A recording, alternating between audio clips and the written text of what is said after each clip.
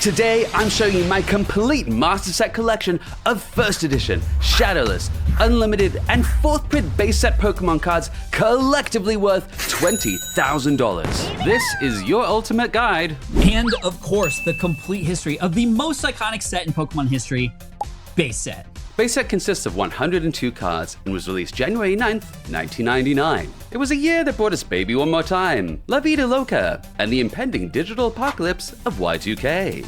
What separates this from all other vintage sets is that in order to master set base set, you actually need to complete 4 different individual sets. Those sets are, drumroll please, First Edition, Shadowless, Unlimited, and the lesser known but equally as important 4th print. Now you might be asking yourself, Dexter, what's your perfect Sunday? No?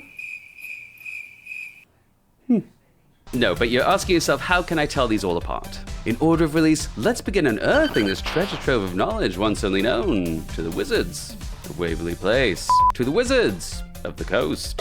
First Edition was the very first print run, and it features a shadowless border around the artwork and a First Edition stamp, of course. We have some really cool facts about the artwork itself too coming up, so be sure to stick around. What's unique about First Edition cards though is due to low ink levels during printing, the First Edition stamps can appear to be faded on some cards from time to time. These sorts of cards are known as gray stamp and can fetch a pretty big premium from certain collectors. While you're here, there has always been some cheeky debate as to whether my Charizard is in fact a gray stamp. Have a look for yourself and let me know in the comments what you think though. Please, I mean that, because I don't know. Like everyone says something different. The second print run, Shadowless, was released alongside First Edition and mirrors First Edition cards retaining their shadowless borders, but has no First Edition stamp. Interestingly, Shadowless only ever received 1 printing and was only ever distributed to the West Coast in the US. The third variation, known as Unlimited, was Wizards of the Coast's response to Pokemania and the high demand that was sweeping the nation and playgrounds across the globe. And this is where the cards started to noticeably change. Around the artwork, you started to see a drop shadow, and they started to use lighter colors compared to the Shadowless and First Edition cards.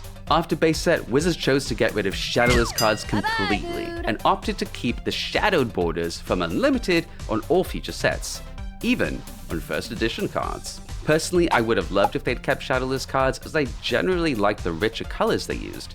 But what do you prefer and why? Finally, there's 4th print, which mirrors Unlimited cards, but has a new copyright date of 1999 to 2000 here at the bottom of the card, and uses even lighter colors than Unlimited. This was actually the smallest print run, and was only ever distributed to the UK, Europe, and Australia. This makes these cards so hard to come by, especially if you live in the US. Now keep in mind, there is a huge difference in value between the cards in each of these sets. Now, just to give you some perspective on how wide this price gap is, an Unlimited Near Mint Charizard might fetch you $200 to $250, while a First Edition Charizard of the same condition will get you a whopping $5,000. As amazing as base set was though, Wizards was still clearly working out the kinks, because base set is home to a huge amount of misprints and corrected error cards, which I also have a complete collection of and will do a separate video on later. But for now, let me just give you a taste of things to come and a few that stand out in the spotlight. Black Dot Charizard, which is worth around $500, Symbol Era Diglett, No Damage Ninetales, Black Flame Ninetales, and Blue Butt Vulpix. While we're still on the subject of misprint cards, contrary to popular belief, neither Red Cheeks or Yellow Cheeks Pikachu are, in fact, actually misprints. Here's what really happened. Mitsuhiro Arita, the artist who drew Pikachu, originally designed the card to have yellow cheeks to match the electricity coming out of the cheeks themselves. In the US, however, Wizards wanted Pikachu to be more in line with the anime and changed his cheeks to red without asking Arita himself. Ultimately though, Wizards did decide to change Pikachu's cheeks back to yellow for the majority of the base set print run, which is why no matter how much tall grass you search, you will never find an Unlimited Red Cheeks Pikachu out there ever. By the way, I'm using my own $100,000 Master Set collection to help unveil the secrets of these legendary cards, one set at a time. So be sure to subscribe as the journey continues. Get it? Because that's what they say in the anime. Yeah.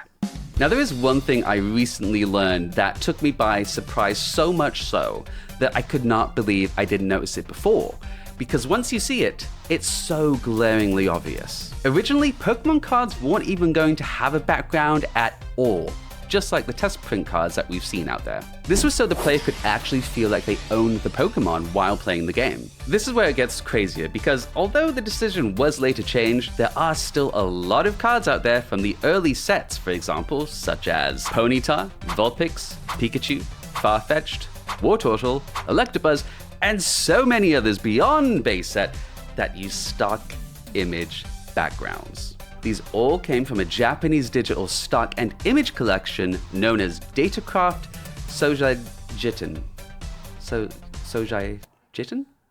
Speaking of art, what if I told you that all of the artwork in base set was only done by 4 artists? Those artists were Tomoyaki Amakuni, who actually does a ton of comedic and satirical appearances in the games, manga, and the TCG. Kaiji Kenebuchi, whose art is instantly recognizable as he was the only 3D artist on the team. Now, Kaiji actually invited the next artist on this list to the Pokemon TCG itself. And that is none other than Mitsuhiro Arita, the man responsible for blessing the TCG community with the iconic artwork that is base set Charizard. Now, there is one more artist who was there from the very beginning, even back when Pokemon was called Capsule Monsters, and that is Ken Sugimori. Sugimori illustrated all 151 Pokemon, and is responsible for the nostalgic and iconic watercolor style of the early Pokemon games. To this day, he has illustrated more Pokemon cards than any other artist. That's insane, because there's a bloody lot out there. Oh, hey, sorry to interrupt, but it's actually time to give a shout out to today's sponsor. This video wouldn't even be possible without the impenetrable fortress of Dextitude. See what I did there? That is a Vault X binder. These bad mama jammers are so safe, so secure, and so zippity that I keep all of my master sets in them exclusively. Watch. It's fine. It's fine. Do yourself a favor and just get one using my code POKEDEXTER on checkout for a nice little discount. Or check out the link below and it'll take you right there. Now back to the video. Oh hey Regirock, is it that time already? Boys and girls, let's bring them in. They're the heavyweight champions of our wallets. These are the top 3 most expensive cards from base set.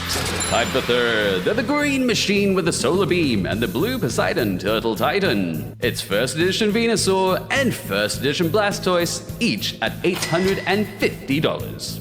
In 2nd, it's the only bird that can fry an egg with a single flap. The embodiment of thunder and the king of zaps. It's 1st edition Zapdos at $900. And in 1st is the master of the skies and the bringer of flames on wings of fury. Ladies and gentlemen, he's HOTGOGO and coming in at an impressive £90. It's none other than 1st edition Charizard at $5,000. Remember, Pokechaps, I'm going through every single set, so be sure to hit that bell and smash that subscribe button.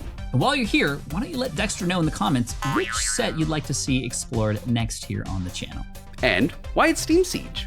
Gotta catch 'em all.